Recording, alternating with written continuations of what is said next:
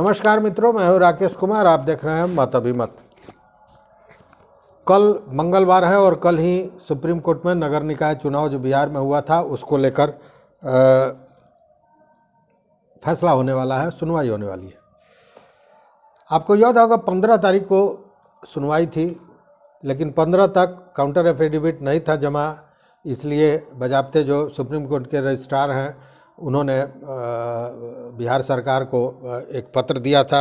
एक तरह से कहें कि शक्ति की थी। उसके बाद में 13 तारीख को रात के देर रात बिहार सरकार ने अपना काउंटर एफिडेविट जमा किया था, जिसमें 958 पन्ने का सुप्रीम कोर्ट में आयोग द्वारा जो डेडिकेटेड आयोग जिसे बिहार सरकार कह रही है उसका रिपोर्ट भी था।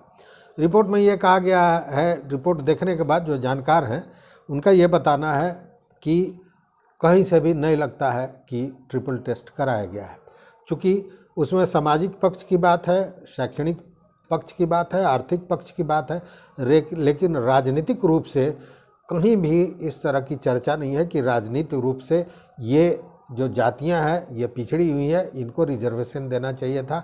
ऐसी कोई अनुशंसा की बात नज़र नहीं आती है। इसीलिए कहा जा रहा है कि ये ट्रिपल टेस्ट तो हुआ ही नहीं।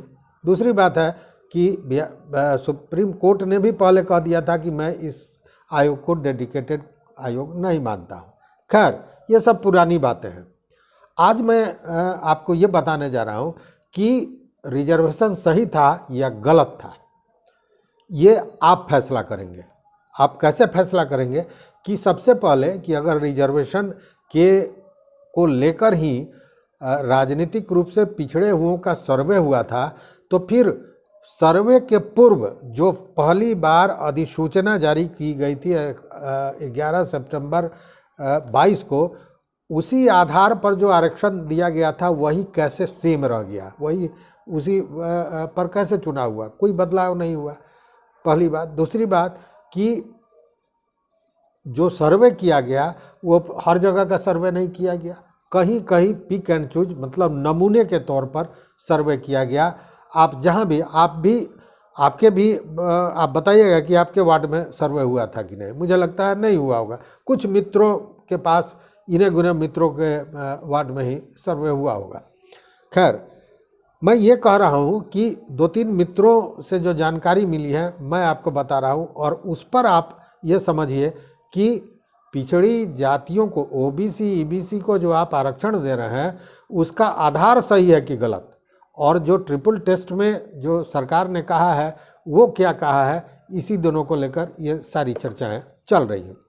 देखिए, हमारे जो कुछ सूत्र हैं उसके अनुसार जो जानकारी मुझे मिली है नगर परिषद जनकपुर सीतामढ़ी का, इसको जब आप देखेंगे तो मैं आपको बता रहा हूँ कि ये जो आरक्षण दिया गया, ये जातियाँ, इन जातियों को जिनको आरक्षण नहीं मिला इनको मिलना चाहिए था कि नहीं, और इस आधार पर आप ये समीक्षा करके इस निर्णय पर पहुँचे कि जो आरक्षण मिला था वो सही मिला था, ये गलत मिला था।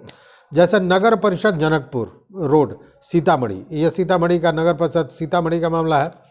इसमें धानुक है 1000, नोनिया 1000, नाई या हजाम जिसे कहते हैं 700, कुम्हार 500, पढ़ई 800, माली 100, यादव 800, कुर्मी 400, सोनार 1000, कोयरी 400, कानू 300, लोहार 400, मुस्लिम धोबी 800, धुनिया 1000, चूड़ीहारा 300, रंगरेज 100, फकीर 500।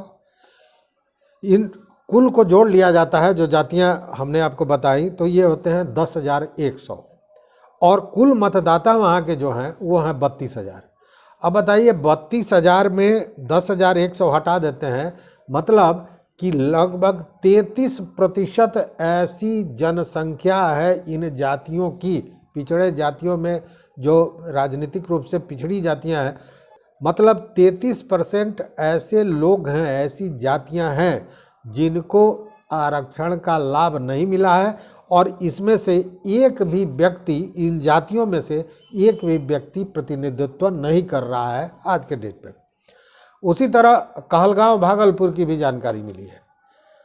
उसके विषय में मैं आपको बता दूं कि यहाँ पर भी धानुक हैं 1000, हजाम या नाई जिसे कहते हैं 600, कुम्हार 400, बढ़ई 400, माली 200, सोनार 800, नोनिया 300, हलवाई 1200, लोहार 300, मुस्लिम माने धोबी, मुस्लिम जाति से जो धोबी आते हैं 600, केवट 100, बरई तमोती या चौरसिया जिसे कहते हैं वह है 500, रंगरेज 100, फ़कीर 400 और गंगोता 300।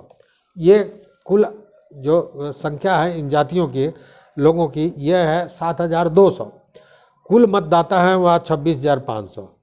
मतलब कि 26,500 में 7,200 को अगर देखते हैं तो लगभग 28% ऐसी जातियां, ऐसे लोग हैं इन जातियों के, पिछड़ी जातियों के, जिनको प्रतिनिधित्व नहीं मिला है। अगर मैं बहुत नहीं जाऊंगा क्योंकि एक दो तो है नहीं, हजारों की संख्या में वार्ड्स हैं, लेकिन या नगर परिषद की भी संख्या बड़ी है, नगर निगम भी 18 नगर निगम है, तो सबके आंकड़ा को हम बता नहीं सकते हैं और जुटाने में भी परेशानी है।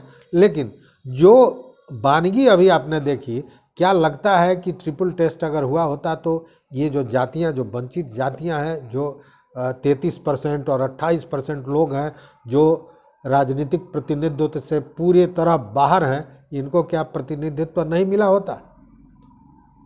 मिला होता अगर सही में ट्रिपल टेस्ट होता तो। और इन्हीं के हक हकूक़ की लड़ाई ये चल रही है। और इसीलिए हमने कल भी कहा था कि ये जो लड़ाई है ऐतिहासिक है।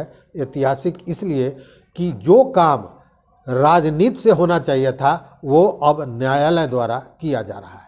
इसके पीछे मंशा क्या है, क्या होना है, नहीं होना है, फैसला न मेरे हाथ में है न आपके हाथ में है। कल फैसला या सुनवाई जो भी होता है, अगर सुनवाई पूरी हो गई तो कल ही फैसला हो जाएगा, कल सुप्रीम कोर्ट होगा। लेकिन जो लड़ने वाले लोग हैं, मैं इसे बार बार कहता हूँ, ये आंदोलन है, इस आंदोलन में जो लोग लगे हुए हैं, इन लोगों से जो बातें होती हैं उसमें ये 100% नहीं 200% इस बात को लेकर पूरी तरह आशान्वित नहीं, विश्वास इन्हें है कि इनके हक में यह फैसला होगा। कानूनविदों की बात करें तो वहाँ से भी यही बातें आ रही हैं। हालांकि बिहार सरकार और राज्य चुनाव आयोग बड़े बड़े वकीलों को, हमारे और आपके जो पैसे हैं उसी को खर्च करके बड़े बड़े वकीलों को रखा जा रहा है। चूँकि कहीं ना कहीं इसमें बिहार सरकार के साथ साथ नीतीश कुमार का जिद और जिसे स्वतंत्र और संवैधानिक इकाई कहते हैं राज्य चुनाव आयोग, इसका की भी प्रतिष्ठा फंसी हुई है। तो देखते हैं कल क्या होता है। जो भी स्थिति होगी आपको उसकी सूचना देंगे कल शाम में। तो बहुत बहुत धन्यवाद। देखते रहिए मत अभिमत, और चैनल पर नए हो तो निश्चित रूप से सब्सक्राइब कीजिए। यह समीक्षाएं केवल चुनाव तक ही नहीं, चुनाव के बाद भी हमारी ये समीक्षा जारी रहेगी और मैं राजनीति से जुड़ी हुई आपको भीतर की बातें निकाल के बताता रहूँगा। देखते रहिए मत अभिमत। बहुत बहुत धन्यवाद, कोटिशः आभार।